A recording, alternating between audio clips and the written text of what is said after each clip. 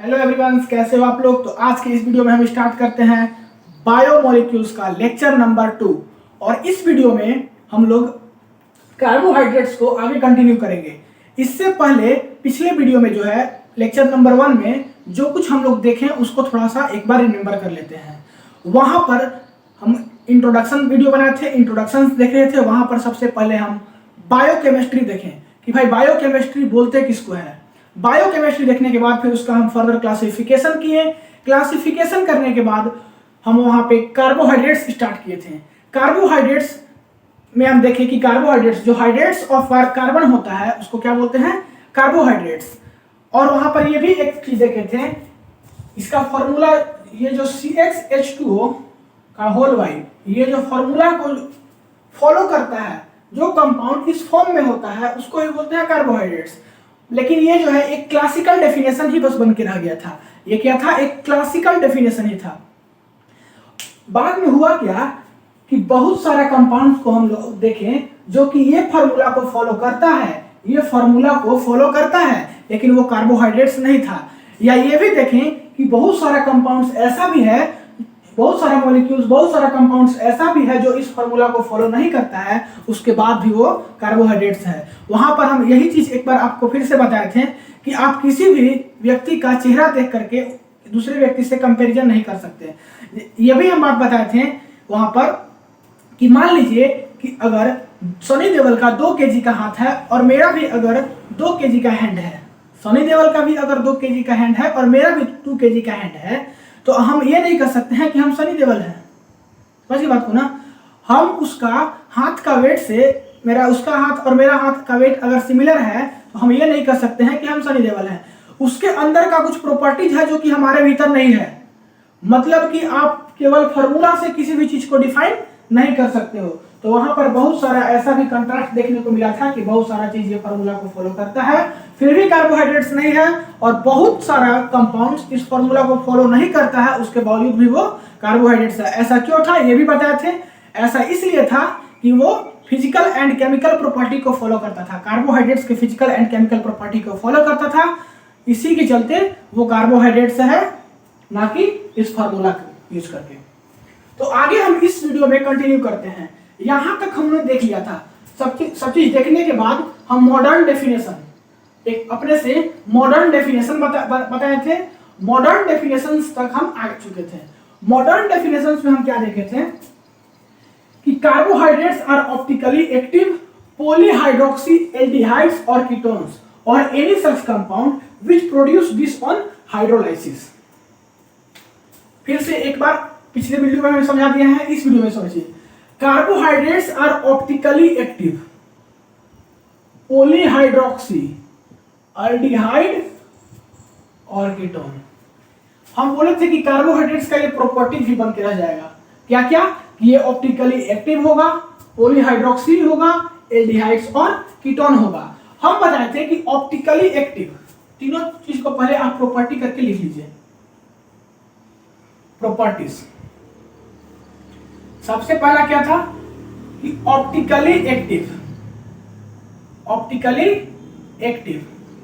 Second number क्या था, polyhydroxy, hydroxy. और थर्ड नंबर क्या है, एल्डिहाइड या तो कीटोन। ऑप्टिकली एक्टिव कार्बोहाइड्रेट्स उसको कहेंगे जो ऑप्टिकली एक्टिव होगा, या ऑप्टिकली एक्टिव होगा, पॉलीहाइड्रोक्सी होगा और एल्डिहाइड या कीटोन होगा, उसको क्या बोलेंगे, कार्बोहाइड्रेट्स बोलेंगे। अब समझिए कि ऑप्टिकली एक्टिव होता क्या है। जब हम पीपीएल प्लेन पोलराइज्ड लाइट को पास कराएंगे तो होता क्या है कि या तो वो क्लॉकवाइज डेविएट करेगा या तो एंटी क्लॉकवाइज डेविएट करेगा। मतलब कि प्लेन पोलराइज्ड लाइट या तो क्लॉकवाइज डेविएट करेगा, रोटेट करेगा, या एंटी क्लॉकवाइज रोटेट करेगा, तो उसको बोलते हैं ऑप्टिकली एक्टिव। पॉलीहाइड्रोक्सी मतलब कि वैसा कंपाउंड जिसमें बहुत सारा क्या हो, OH ग्रुप हो। बहुत सारा OH ग्रुप जिस कंपाउंड में हो उसको बोलेंगे पॉलीहाइड्रोक्सी। और एल्डिहाइड्स कीटोन जानते हो कि एक फंक्शनल ग्रुप होता है, तो इसमें ज्यादा जिक्र नहीं करना है। तो कार्बोहाइड्रेट्स किसको बोलेंगे, वैसा कंपाउंड जो कि वैसा कंपाउंड जो कि ऑप्टिकली एक्टिव हो पॉलीहाइड्रोक्सी एल्डिहाइड्स और कीटोन। एल्डिहाइड्स भी हो सकता है या कीटोन भी हो सकता है, उसको क्या बोलेंगे? कार्बोहाइड्रेट्स। और any such compounds which produce this on hydrolysis, या तो फिर ऐसा और सभी कंपाउंड्स जो कि इस टाइप के कंपाउंड्स को प्रोड्यूस करे आफ्टर हाइड्रोलाइसिस। आफ्टर हाइड्रोलाइसिस उसको क्या बोलेंगे? कार्बोहाइड्रेट्स बोलेंगे। फिर से इस बात को समझिए। और any such compound which produce this on hydrolysis, या ऐसा और कंपाउंड्स जो कि इस टाइप्स के प्रॉपर्टीज को फॉलो करें, वैसा और सभी कंपाउंड जो कि इस टाइप्स के प्रॉपर्टी को फॉलो करे उसको क्या बोले? आफ्टर हाइड्रोलाइसिस उसको क्या बोलेंगे? कार्बोहाइड्रेट्स। तो ये एक कार्बोहाइड्रेट्स का मॉडर्न डेफिनेशन है। क्या है? एक मॉडर्न डेफिनेशन है। तो बात रही यहां तक। अब हम देखते हैं आगे। ये डेफिनेशन से ही बस काम नहीं चल जाएगा, इसका हमें एग्जांपल्स भी समझने होंगे। तो इसका एग्जांपल्स के लिए बहुत अच्छा एक एग्जांपल है इसका, जैसे कि जो है प्लस डी ग्लूकोज। ग्लूकोज इसका बहुत बेस्ट एग्जांपल है। तो introduction to D glucose. D glucose का हम इंट्रोडक्शन स्टार्ट कर रहे हैं। भाई इसको बहुत डिटेल पढ़ना है हमारे सिलेबस में, बहुत इंपॉर्टेंट टॉपिक है। यहाँ से बहुत क्वेश्चंस एमसीक्यू टाइप्स के क्वेश्चंस बनाए जाते हैं। तो हम इंट्रोडक्शन देखते हैं, इसके बाद फिर इसका प्रॉपर्टीज देखेंगे, इसका स्ट्रक्चर देखेंगे, सभी कुछ देखेंगे। तो इंट्रोडक्शन सबसे पहले स्टार्ट करते हैं। Plus D glucose. Plus D, ये प्लस जो वर्ड है इसका मतलब क्या? ये जो प्लस है इसका मतलब क्या? कि पीपीएल को या तो क्लॉकवाइज रोटेट करेगा। प्लस का मतलब क्या हो गया? कि पीपीएल को क्लॉकवाइज रोटेट करेगा। पीपीएल को कैसा रोटेट करेगा? क्लॉकवाइज रोटेट करेगा। ये पॉजिटिव साइन का मतलब है कि भाई पीपीएल को कैसा रोटेट करेगा? क्लॉकवाइज रोटेट करेगा। और ये जो डी है ये क्या है? ये एक नेमिंग है। डी जो है वह एक नेमिंग है। डी या तो फिर एल, दोनों क्या है? नेमिंग है। और यही डी ग्लूकोज को बहुत सारा बुक में इस टाइप से भी लिखा जाता है कि स्मॉल ब्रैकेट में स्मॉल डी और फिर डी ग्लूकोज। इस टाइप का बहुत सारा बुक्स में लिखा जाता है। ये डी ग्लूकोज का फॉर्मूला स्ट्रक्चर जो है वो कुछ ऐसा होता है। डी ग्लूकोज का स्ट्रक्चर ऐसा होता है। और ये जो है इसका मिरर इमेज, इसका क्या है? ये मिरर इमेज है। मिरर इमेज, इसका मिरर इमेज कैसा बनता है? देखिए यहाँ पे जस्ट इसका ऑपोजिट। आप जानते होंगे कि मिरर इमेज किसी भी ऑब्जेक्ट का कैसा बनता है, तो इसका मिरर इमेज देखिए वहां पे बन गया है। ये डी ग्लूकोज का स्ट्रक्चर है और इसको एल ग्लूकोज कहते हैं। ठीक है, इस स्ट्रक्चर को सबसे पहले आप कैसे याद करेंगे कुछ इस पर देखते हैं। कुछ नहीं है स्ट्रक्चर को याद करने में, आप बस ध्यान से समझिएगा। ग्लूकोज का फॉर्मूला होता है C6H12O6। तो सबसे पहले देखिए स्ट्रक्चर याद कैसे करना है। कुछ नहीं करना है, 6 कार्बन है ना, 6 कार्बन देखिए, 1 2 3 4 5 6 कार्बन बस बना लीजिए आप। 1 2 3 4 5 6 कार्बन है यहाँ पे। देखिए 6 कार्बन है। सबसे स्टार्टिंग में आप CHO जोड़ दीजिए। कुछ नहीं करना है आपको, कुछ ऐसा स्ट्रक्चर नहीं बनाना है, आप सीधा CHO जोड़ दीजिए। क्या जोड़ देंगे आप? CHO जोड़ दीजिए। फिर क्या कीजिए कि नीचे जो है वो CH2OH जोड़ दीजिए। क्या कीजिए? CH2OH जोड़ दीजिए। जो ऊपर से पहला कार्बन होगा इसके राइट साइड में क्या कीजिए? OH लगा दीजिए और लेफ्ट हैंड साइड में H लगा दीजिए। ऊपर वाले कार्बन से थर्ड नंबर पे क्या करना है आपको? H लगा देना है राइट साइड में और इस साइड OH लगा देना है। इसके बाद जो बचा हुआ कार्बन होगा दोनों कार्बन के राइट साइड में OH और लेफ्ट साइड में H लगा दीजिए। बन गया ये स्ट्रक्चर CHO और CH2OH ये D ग्लूकोज में या L ग्लूकोज में सेम रहेगा, बस इसका मिरर इमेज बन जाएगा, इधर वाला इधर आ जाएगा, इधर वाला इधर चला जाएगा। ये जो कार्बन होता है, ये जो 6 कार्बन होता है, इसमें से ये 4 कार्बन